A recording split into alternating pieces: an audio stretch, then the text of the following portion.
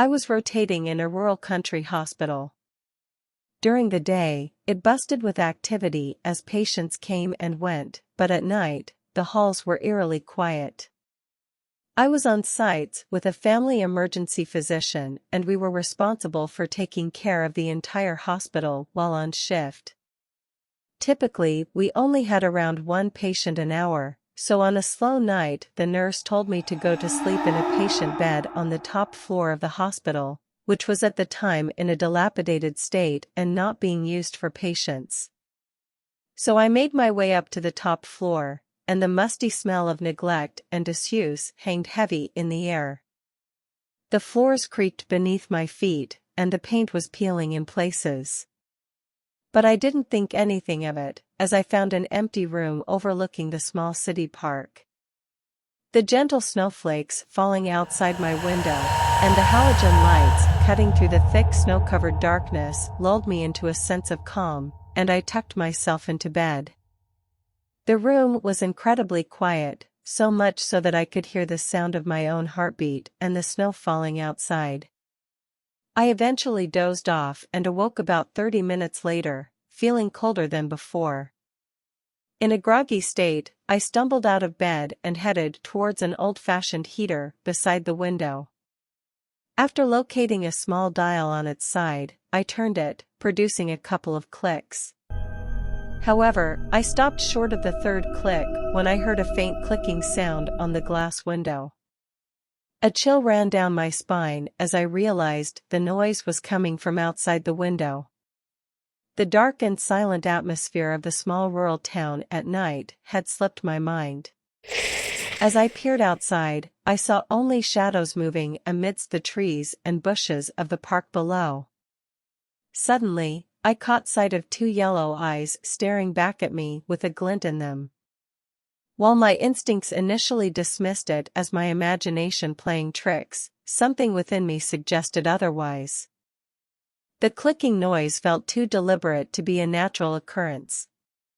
It was as if someone or something was attempting to capture my attention.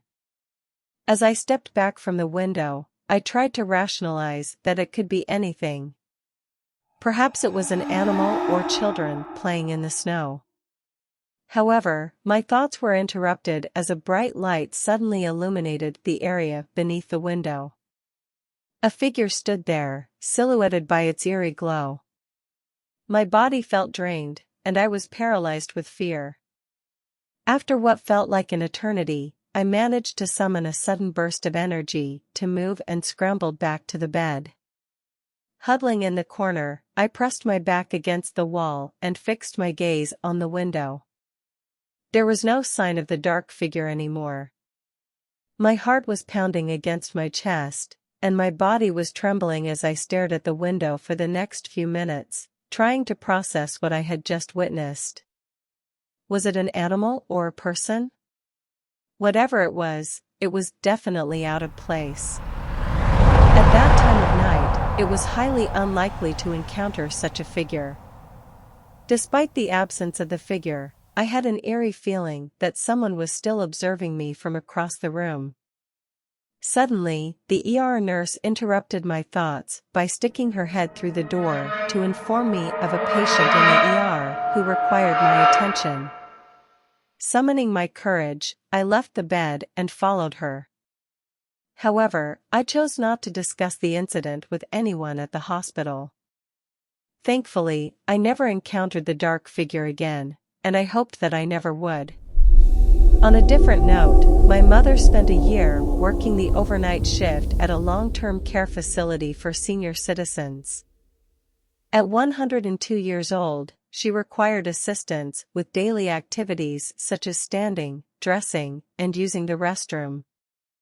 Despite requiring physical assistance, my mother possessed a sharp mind and delighted the staff and visitors with her witty remarks, clever observations, and sage wisdom accumulated over a century of life. She was not what one would typically classify as a dementia patient, not even in the early stages. In my mother's words, Mary was still with it, which makes the following incident all the more unsettling. On one particular night, my mother was working with another nurse. All the residents were in bed, and the floor was dark. The layout of the floor featured a central nursing hub with 3 hallways branching out, each lined on both sides with residents' rooms. At the end of one of the hallways, the other nurse was folding and putting away laundry into a cabinet. Meanwhile, my mother was working on notes at the hub when a single red light flashed on the light-up switchboard for the room call buttons. This was strange, as my mother knew that the lights were not meant to go out without a nurse entering the room and switching them off on the wall. Such a task was impossible for the bedridden resident to do. Dismissing it as a potential malfunction, my mother got up and headed towards the room in question, which happened to be Mary's room. Just as she was about to push the door open, she heard a clear, soft-spoken lady's voice ask, "Mary?" According to my mother, the voice sounded as if someone was standing right behind her, clear as day. Initially assuming it was the other nurse, my mother turned around but found nobody there. She spotted the nurse still engrossed in laundry at the end of the opposite hallway.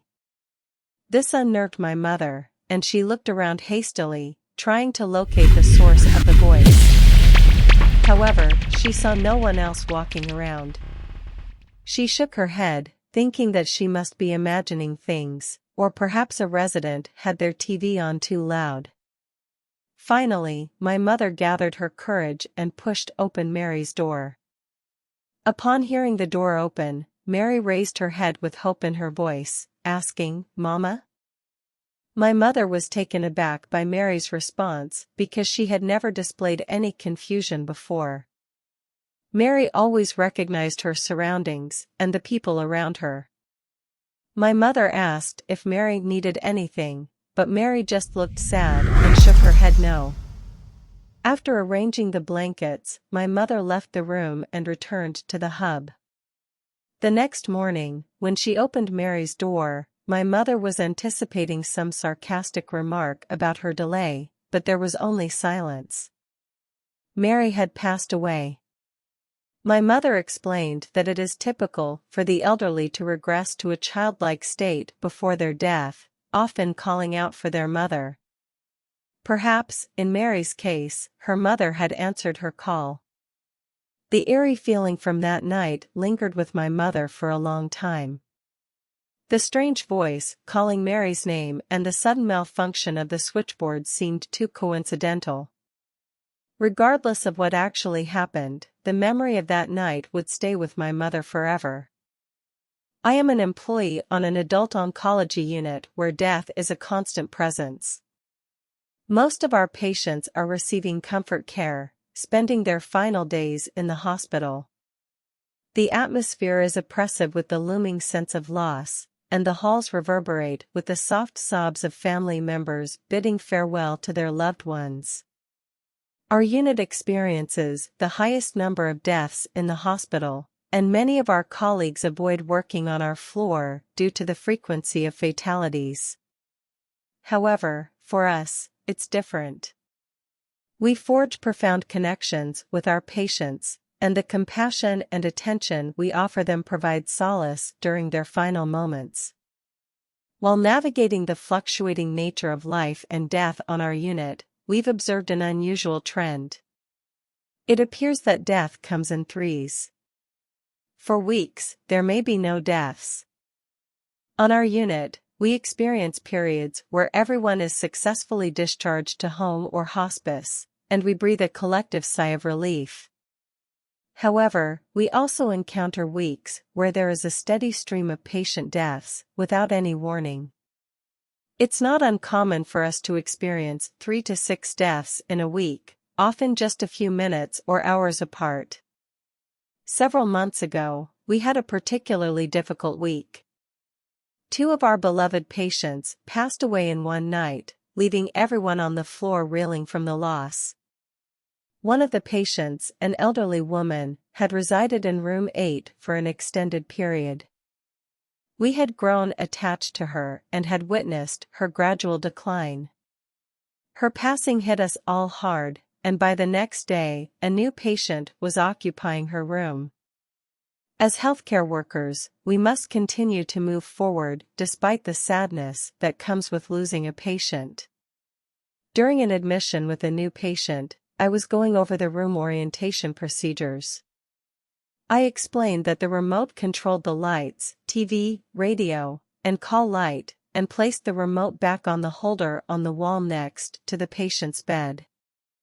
Suddenly, the TV turned on by itself and began flipping through each channel at an alarming rate, faster than if you were to hold down the channel up button.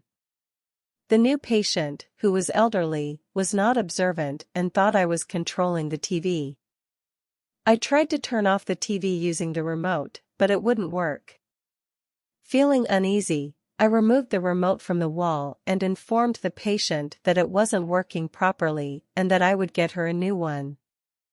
Despite unplugging the remote from the wall, the TV still wouldn't turn off.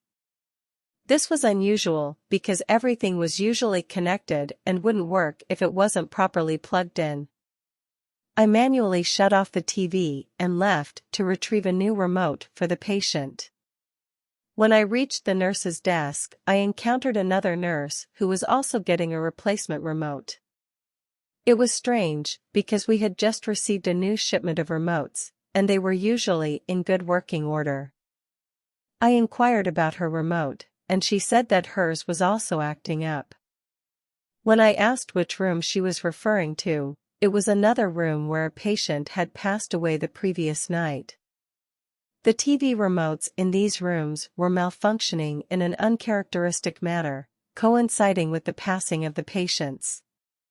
It seemed as if the spirits of the deceased were still present, affecting the electronics in the room. Their lingering presence was palpable, and it was an eerie reminder of the cycle of life and death on our unit. The unnerving feeling on the floor was now infused with a sense of the paranormal, and I couldn't shake off the feeling of discomfort. I began to wonder if the spectral forms of the departed patients were still lingering, attempting to communicate with us in their own mysterious way. The idea sent a chill down my spine, and I couldn't help but feel a sense of unease as I walked through the hospital's corridors. As I walked through the hospital's corridors, I couldn't help but glance over my shoulder every now and then, half expecting to see a ghostly apparition staring back at me. It was as if the veil between the living and the dead had become thinner, allowing for a surreal blend of the two worlds. The feeling of being watched was palpable, and it was not just me who experienced it. Several other nurses on the floor had reported similar experiences, ranging from objects moving on their own to strange noises emanating from empty rooms. While it was easy to brush off these incidents as mere coincidences or hallucinations, the sheer frequency and consistency of these occurrences made it impossible to ignore them completely. The patients who had passed away on the floor had left an indelible imprint on the space, and their presence could still be felt long after they were gone. Despite the eerie feeling that permeated the floor, the staff remained resolute in their commitment to providing the best care possible for their patients, both living and departed. We may never fully understand the mysteries of the afterlife, but the experience had certainly opened our minds to the possibility that there may be more to life and death than what meets the eye.